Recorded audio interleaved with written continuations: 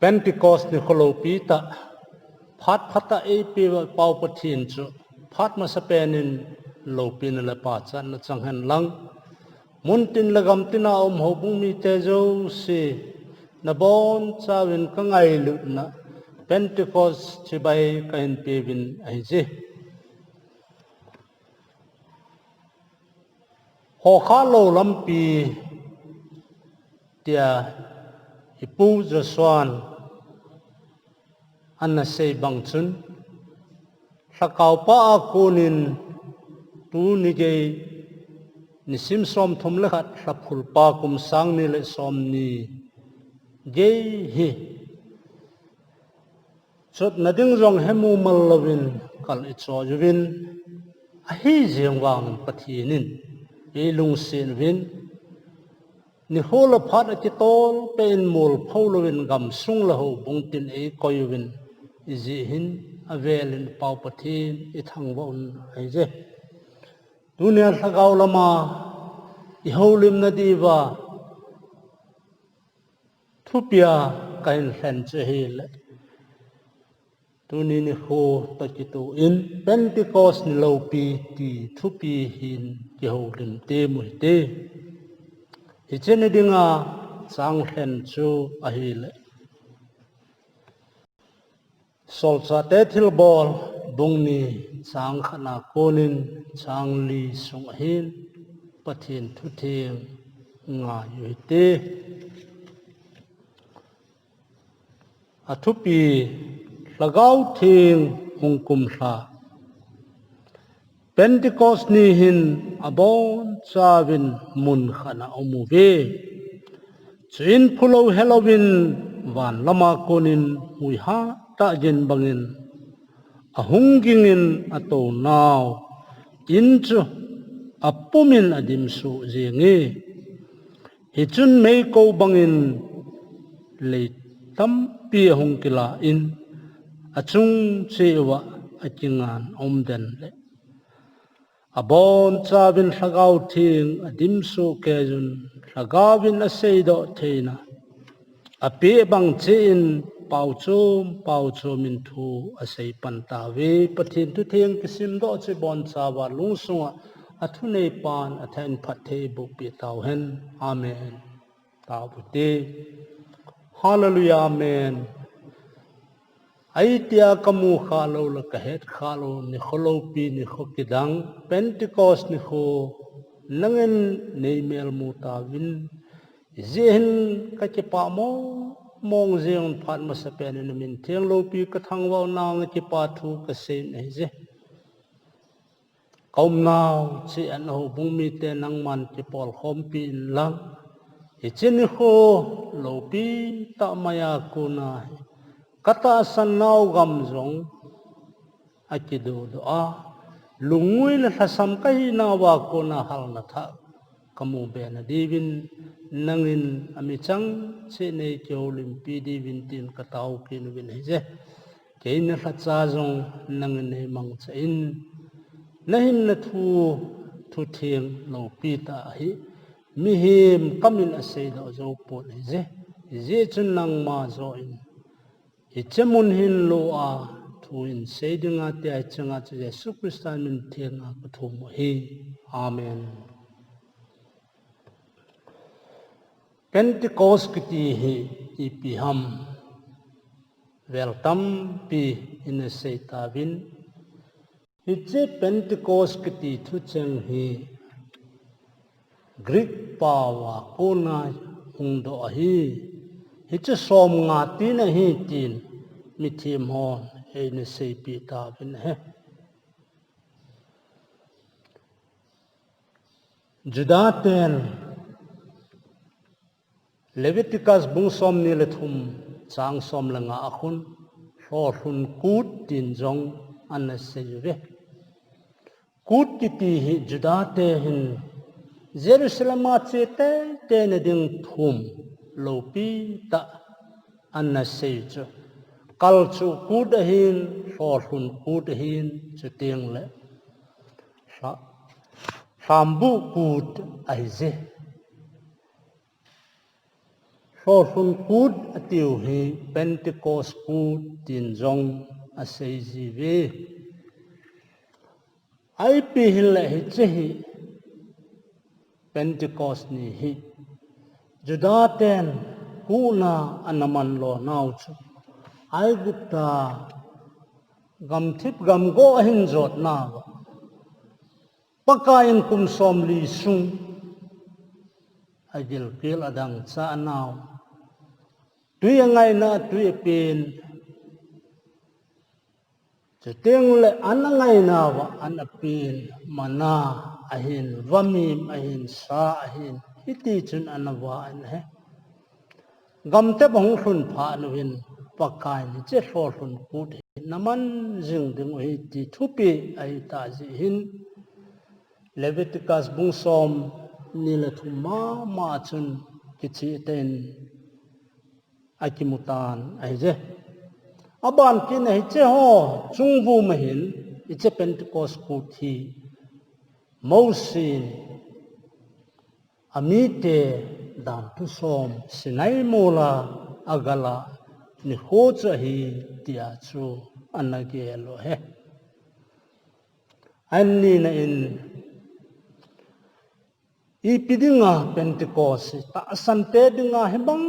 loma thupi tam ti hin sei kiti mute tu hin khotin veng ten Houbung Christian atisan zala alfat sa miten inei chiwin cheteng le vai hom niong sinop kitin assembly ki doge hin ichi haven he Christian Church hungkun na yong hi ichi Pentecost ni hi ahi tin lam kai ho cheteng le ta san Bible hin kichi ten acp win ai je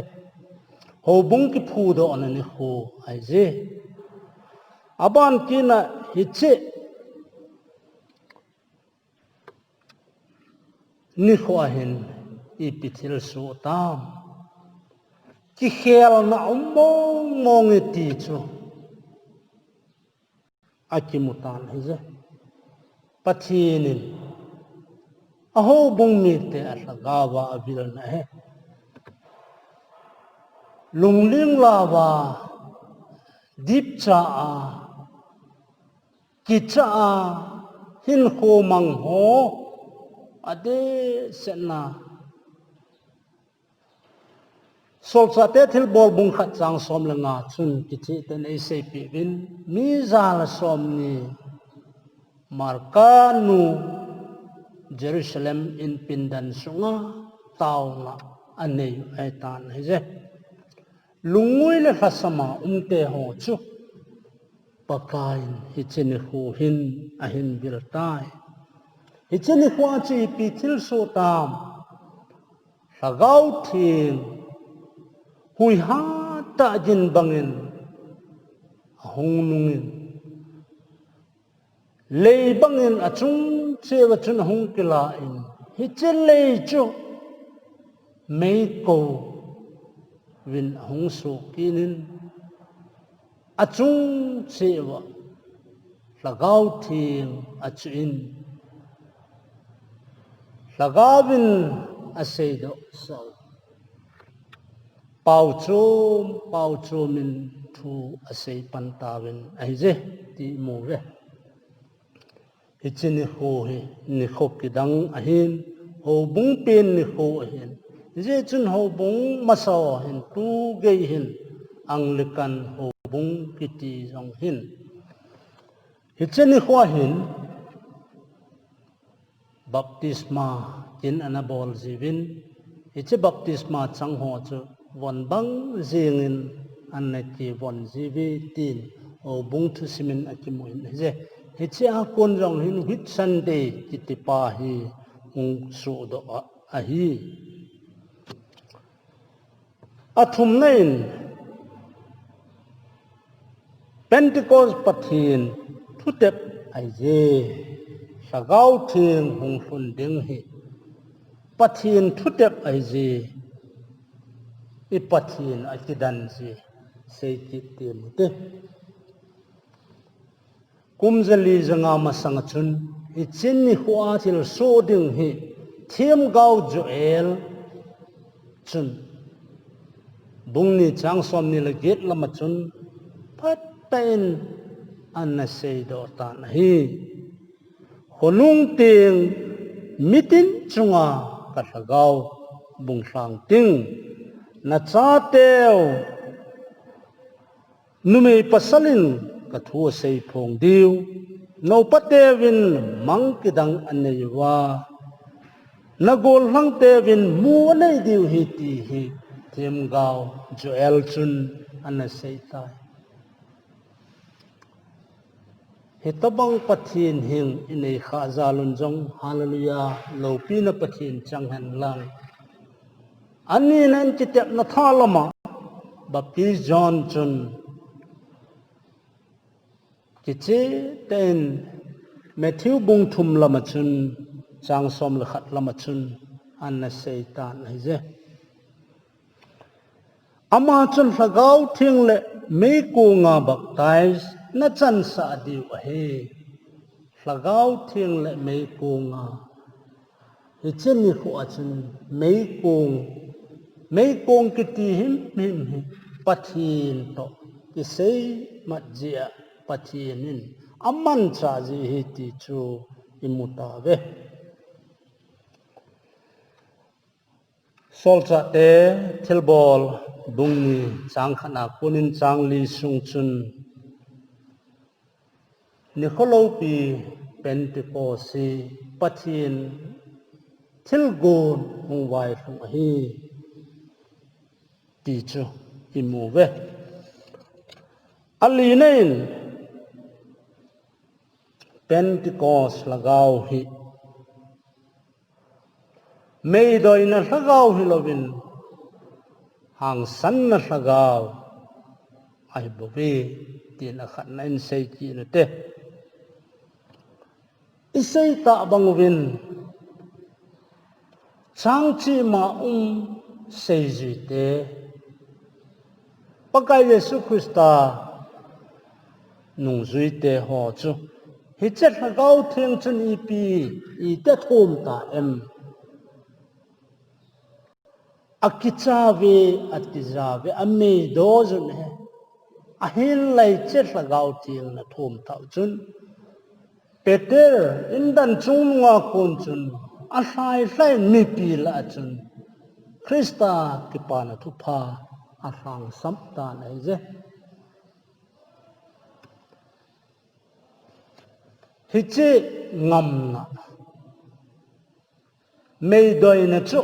aki helpi in hang san na thi je ya panjo na in hiche lagau chun tha pita nai je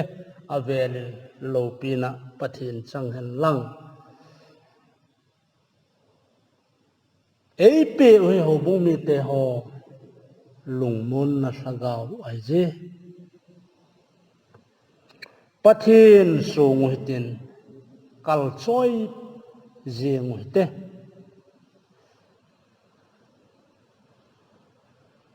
hiche lagau hi da salwa Houbung mi te pi chu hi solcha polin kichi te ne sei pi win rombung ge chang som ni la gup la makhun hiche lagau chun pe nga ei thum pi jung ai je minun no ta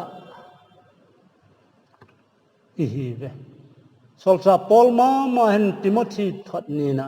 bung khat chang sagi lama chun ki chat ma lagau ai poi ei pi ngai lut na han san na lagau ai anati ne ve timun COVID-19 ji hin van noi aboi tan ai ji nuclear weapon hiche do the pon gal hat kidang ai lo la miching kidang lo la scientist ho doctor ho nurse ho ibin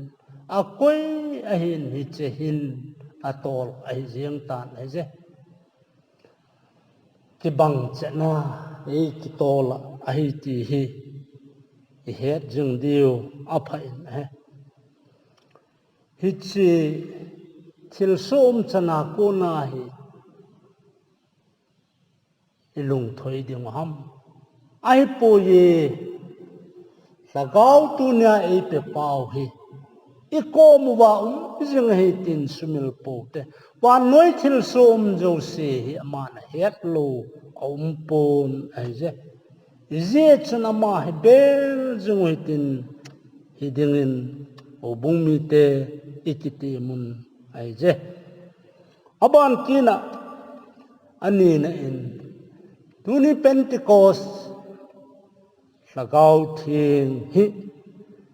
het chena sagau Houbung te pi jinga sagau che hi tiu te tila se ju te chu I ti hin ho naman ta kum thumasun la zanin se ju te chun an juwin mithisa ki kai tho jong na muna ve ai lo la dam mo mi choyal bai ho ki sudam ho jong amu ve ai lo la thi thu a tho ki ding thu jong a ki sei pi nai je ai lai ti ta ichi Pentecost nya hlagau theng a chan lo ji uchun thokin ni khoyong chuni pakai Jesu Christan hang san ten Mary za chen ga sei pi in ka sei sa helhom na za wa atin ai je hi che hlagau theng a chan ma sango chun Allah wa chun het thiam thei lo na ji chun ke kali pen ding a hi ai lo lo ke lo pi pen ni tin to mun jong zebidai chapa te ho phusim Bible jong imovin khat zet lama khat ve lama to ding ge ya chu an ki chu ji ba ai hin lei che sagau thing hong khun ta chun koi lo pi pen a koi ta bem pakai Jesu Christa lo pi pen ama lo pi na hi ding pole tin lol tan ban tan ho jing jong tila mei doi ho chu hang san ta in pakaya ding pan ala ve ti chu imuta bin je hiche Pentecost ni ho Houbung mi te chan wang pha I chan naw ni ho hin je hin hai mil po te hi che hi I chan na di wa hi se ju te hi nga yong chan na se chi pyam